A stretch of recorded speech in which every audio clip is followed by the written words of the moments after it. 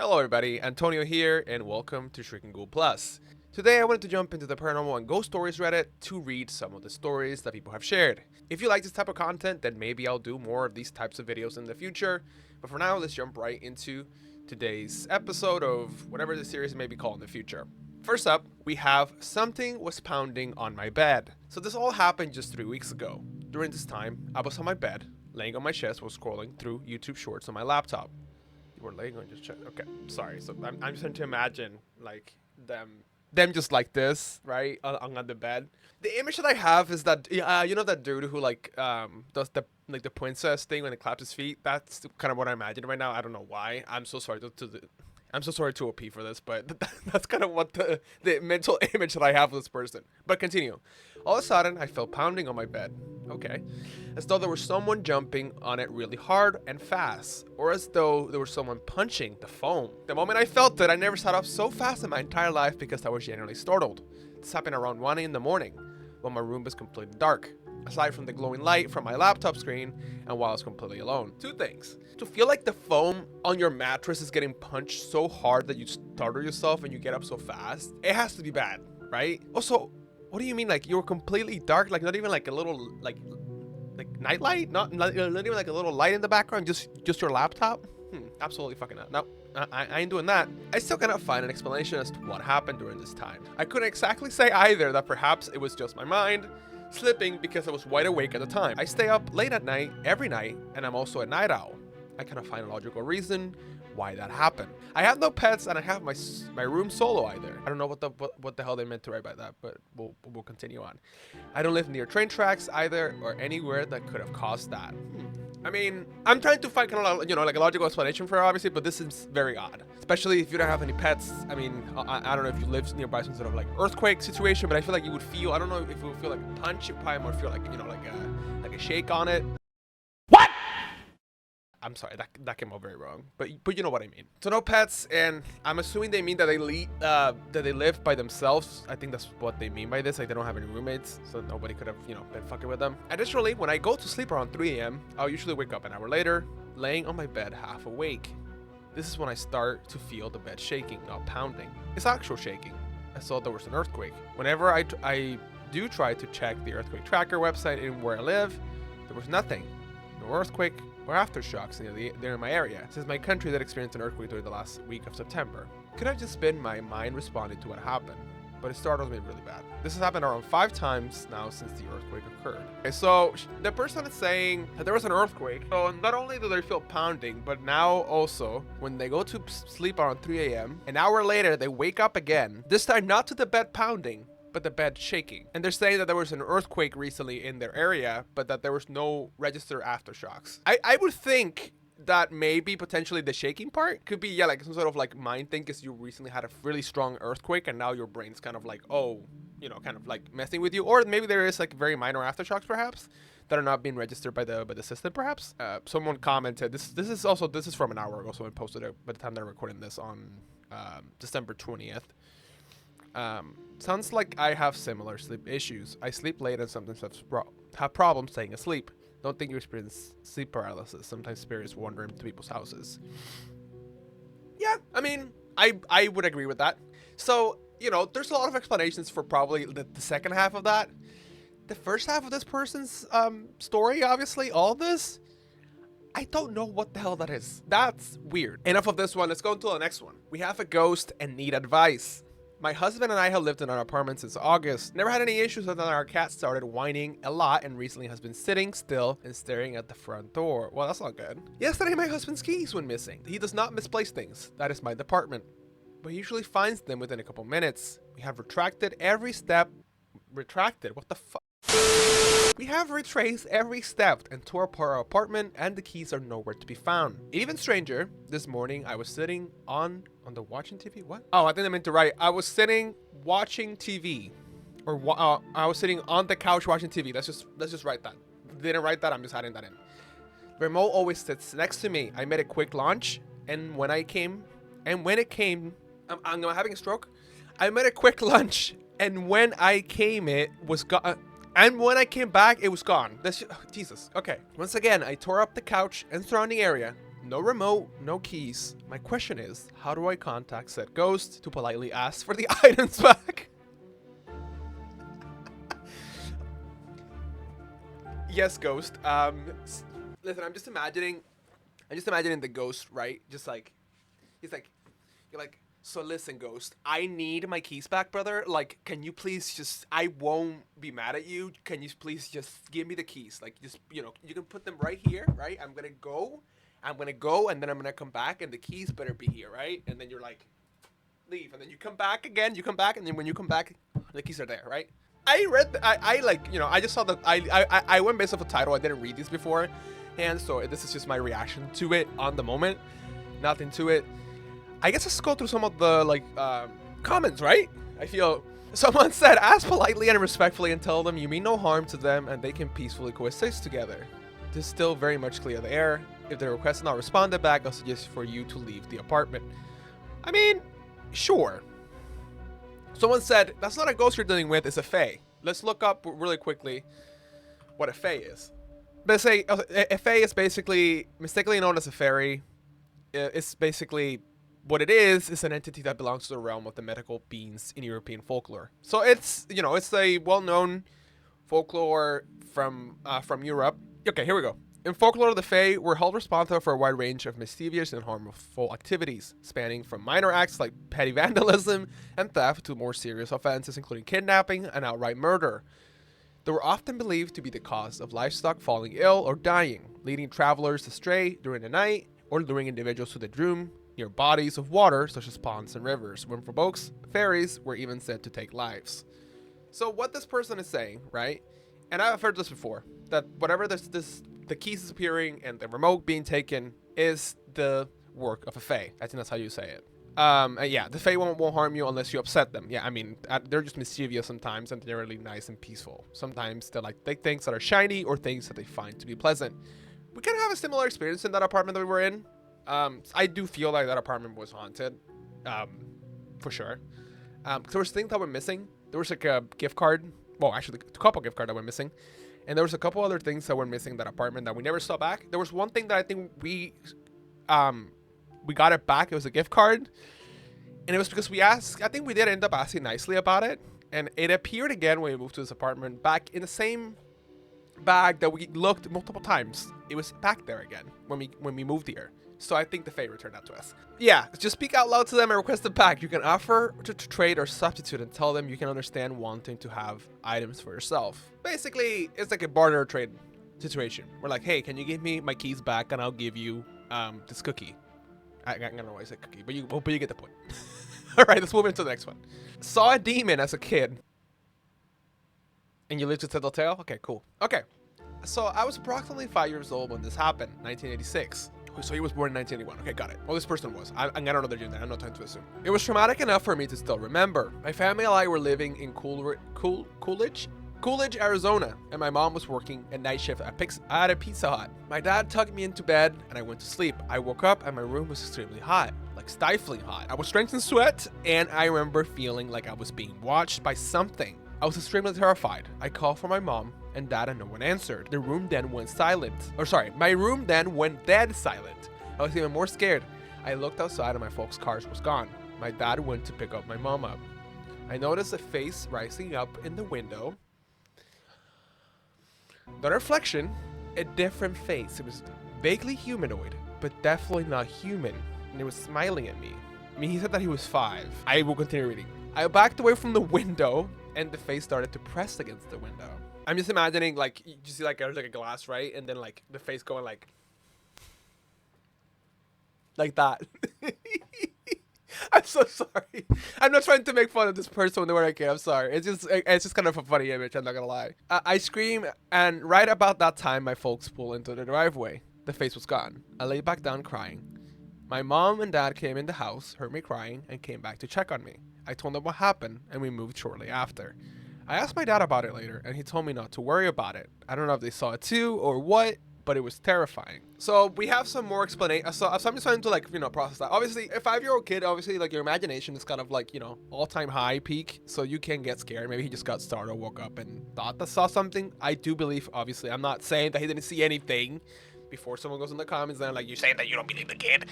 That's not what I'm saying. I'm saying that, you know, kids have a wild imagination sometimes, and, you know, you can maybe see things sometimes that are not there. So, okay, let's go. I think there's some replies that OP said. So someone asked, did it have big square white teeth? No, they were almost like shark teeth. Someone says, yeah, that's what I'd say. I was like, it sounds like a potential fever dream or anxiety-induced dream, especially with the vision of the glass bending in and the sweating. Terrifying, though. Yeah, I do believe maybe he saw some. I mean, could he have seen maybe like some sort of intruder, someone trying to scout the place out? Maybe they saw the parents leave, and maybe his 5-year-old brain kind of processed it as like, or sorry, their 5-year-old brain kind of processed it as like some sort of demon on the window. I don't fucking know. Maybe they had a mask. You know what I'm saying? Maybe they were trying to break into the house, and when they heard the person screaming, they were just like, "Oh shit!" So I don't know. That could be it, or maybe they actually saw a demon. Who knows? All right, another one. My 3-year-old tells me he sees ghosts. Most recently tonight, my 3-year-old told me he was scared to go in his room because the ghost on his bed. We talked about what he was doing and what he looked like, just sitting in the bed. White hair, red eyes, and tall. White hair, red eyes, and tall. Okay. I asked if he was nice, and he said yes. Then he stopped. He said he's there in the door. Absolutely not. And that's one of the reasons I don't.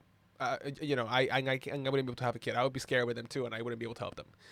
Then shortly after, told me he went down the hallway. What the fuck?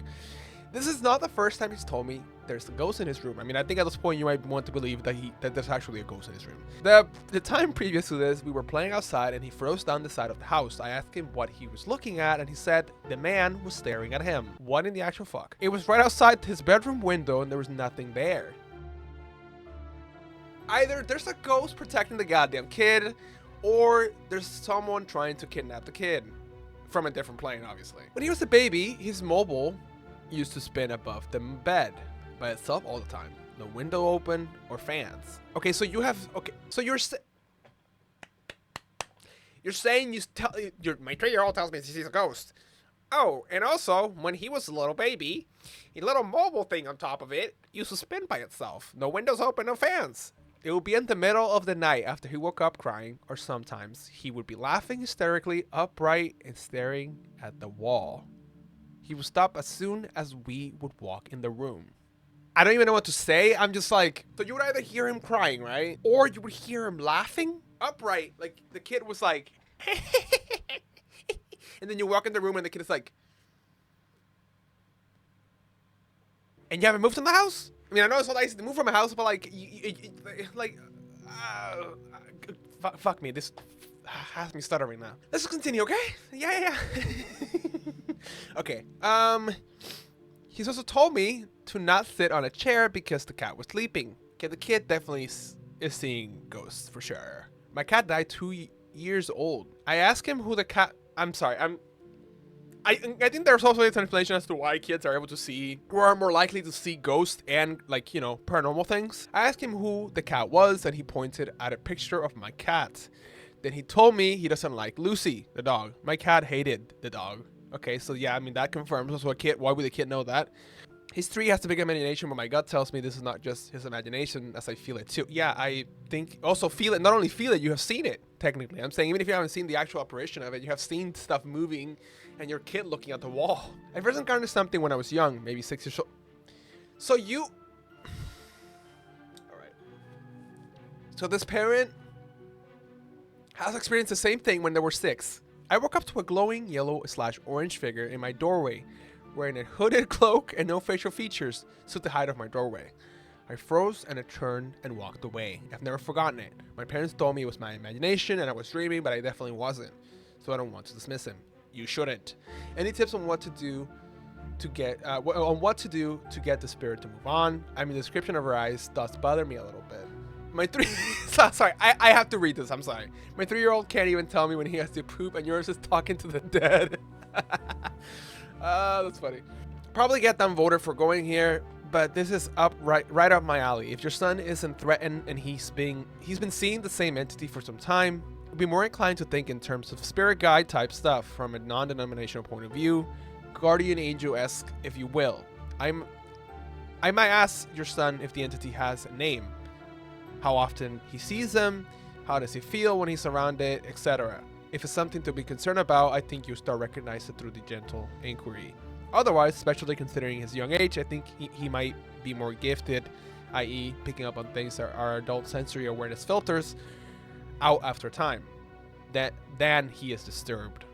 I could be labeled crazy for thinking this, but I don't think it's all out of the ordinary for younger children to have awareness of things that we tend to lose access to as we age and mature. Yeah, that's what I was gonna say. Like the person was saying, kids are way more sensitive to the stuff than adults, especially at this age. And Will Spin on his own would have freaked me out, honestly. Yeah, same. Yeah, why don't you ask your son if he can draw it, perhaps? Then we'll understand what it's all about. I mean, that's what I was thinking too. Like, what if, I'm not saying obviously like the red eye is kind of weird, but I do believe that kids, right, and like people do have the ability to see what other people don't. I myself have seen a ghost before. Maybe that's a story that I can save for a different time. If you want to hear, it's very short. It's not very long. All right, let's move on to the next one. And this probably will be the last one for today. The Lady in White. This is a long one, so yeah, that's going to be the last one. We moved into a new house hoping for a fresh start. That's the plot of like every other horror movie. Okay, but from the very first night, something felt wrong. Get the refund on the house. The moment we settled in, I had an overwhelming sense of being watched constantly. It didn't matter where I was in the house, what time it was, or what I was doing. The feeling never left. I tried brushing it off, telling myself it was just nerves, just the unease of being in a new place, but deep down, I knew it was more than that. First 5 days, nothing happened. We unpacked, set up the bedroom, slowly began to feel at home. The house felt quiet, almost too quiet. Then, day 6 came. I was standing at the kitchen sink, washing dishes, when that same suffocating feeling returned, stronger than ever. Slowly, I turned and looked down the hallway. What I saw is something I will never forget. At the end of the hall, I caught a glimpse of a woman dressed entirely in white. She moved silently, slipping into my daughter's bedroom. I ran. I sprinted down the hallway, my heart pounding, and burst into my daughter's room. There was nothing there. No woman, no movement. Just my daughter peacefully asleep in her bed. I scooped her up immediately, my hands shaking, and we spent the rest of the night together. I didn't sleep at all. Which was worse, I guess. Over the next few weeks, the house grew more hostile. I began hearing faint tapping and quiet whispering coming from my daughter's room. What the fuck? At all hours, day and night. It's giving me goosebumps, bro. I'm not even lying to you. Soft, deliberate sounds as if someone was trying to get her attention. I didn't see the woman again, not until our very last night in that house. Okay, so I guess I moved. It was the middle of the day, bright and ordinary. I put my daughter down for her nap and made my way to the living room. I pressed play on a movie, but seconds later, I had to pause it. I heard crying coming from the hallway. Not a normal child's cry, or like a faint, strained whimper. I stood still listening. Just as suddenly as it started, it stopped.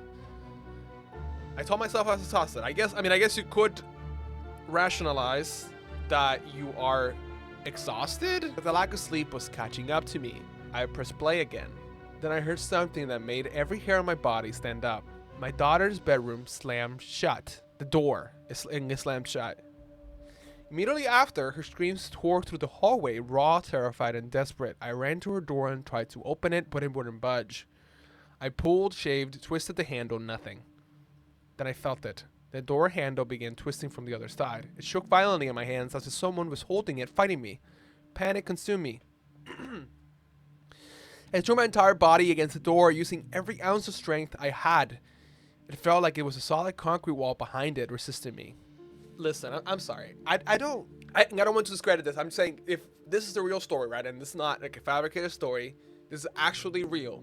That is fucking terrifying. I can't even make jokes about it because can you imagine you going, you hear the door like slam shut on your kid's bedroom, right? And then you try to open it and you feel like there's someone pushing against it. Suddenly, just as forceful as it had slammed shut, the door flew open. The impact left a massive hole in the wall. My daughter was curled up in the corner of her room, hysterical. She was sobbing uncontrollably, pointing towards her desk, claiming that the lady was there, screaming that she tried to hurt her. What the fuck? Is this fucking La Llorona? Like, what the fuck is this? Also, in the middle of the day as well. Like, I just realized this is all happening in the middle of the day. Like, middle of the day, bright and ordinary. Like, what the fuck? Bold-ass ghost. Holy shit. That was the last time we ever stayed in the house. I packed our bags and we left immediately. We returned only to collect our belongings, and never, ever alone. This wasn't the last time we saw her. Over the last 16 years, she's followed me, along with the man dressed in a suit. Let me know if you like to share, if you like me to share the other paranormal experiences I had growing up. I mean, it sounds like Paranormal Activity fucking plot, to be honest. Like the person has been being chased by this crap for like years. And some sort of like family curse, like what?